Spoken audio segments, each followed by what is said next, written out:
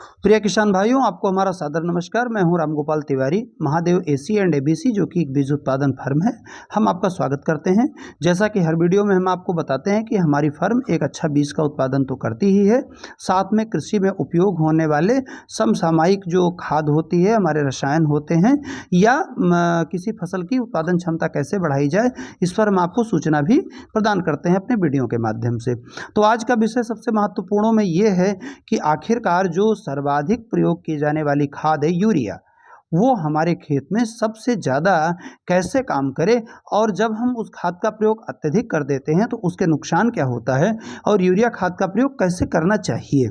तो सर्वप्रथम तो आप ये जान लीजिए कि यूरिया जो है वो यूरिया के स्वरूप में जो है कभी पौधे को नहीं प्राप्त होती है। यूरिया नमी के साथ क्रिया करके जो है अमोनियम आयंस बनाती है, उसके बाद जो है उसे पौधे प्राप्त कर पाते हैं। एक बात।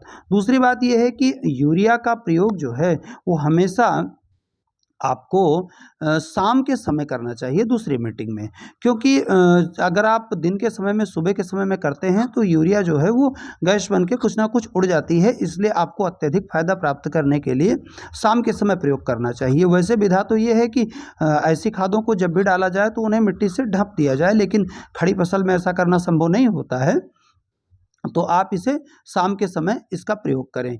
तीसरी बात यह है कि जो यूरिया को मैंने आपको बताया कि ये अमोनियम आयन के रूप में पौधे इसको ग्रहण करते हैं, तो आप जब भी इसको डालें तो खेत में आपके बहुत अधिक पानी नहीं भरा होना चाहिए। अगर आपका अधिक पानी भरा रहेगा तो एक तो समस्या आएगी कि निछालन के द्वारा, मतलब जो पानी ज़मीन में नीचे चला जाएगा, वहाँ जो है यूरिया आपकी जो है वो घुल करके नीचे चली जाएगी। इसलिए आप यूरिया जब भी डालें तो खेत में नमी हो, लेकिन इतना अधिक ना हो या इतना अधिक पानी ना हो कि पानी उसके नीचे जा रहा हो। दूसरी बात यह है कि जब भी आप यूरिया का प्रयोग करें तो एक बार अपनी मृदा का जांच जो है, न हो सके तो छठमासिक आधार पे या वार्षिक आधार पे अपनी मृदा की जांच करवा लिया करें, जिससे आपको ये पता चले कि आपकी मृदा का पीएच मान कितना है। क्योंकि जब भी आपकी मृदा का पीएच मान 7.5 से ऊपर हो जाएगा तो आपकी यूरिया उतना अच्छा काम नहीं कर पाती है जितना कि वो एक सही पीएच मान के आधार पर करती है। तीसरी बात यह है कि आप जो है यूरिया जब भी डालें तो कई किसान भाइयों को हमने देखा है वो ऐसा करते हैं कि एक दूसरे अगल बगल के खेतों से अपने आप को कम्पीट करने के लिए यूरिया की मात्रा को बढ़ा देते हैं। अत्यधिक यूरिया जब आप डालेंगे तो उससे ऐसा नहीं होगा कि आपकी यूरिया जो है वो बहुत अधिक पौधों को प्राप्त होगी, बल्कि वो जो है अत्यधिक मात्रा में उड़ जाएगी वायुमंडल में, या जो है ज़मीन में पानी के साथ नीचे चली जाएगी।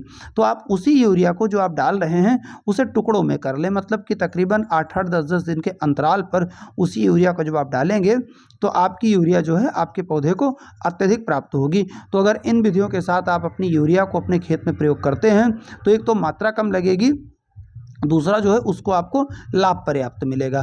प्लस बीच में आप ऐसा भी कर सकते हैं कि एनपीके के जो मिक्सचर आते हैं उनको भी आप अपने खेतों में स्प्रे करेंगे तो वहाँ पे काफ़ी कम मात्रा लगेगी और आपका पैसा भी सीमित लगेगा।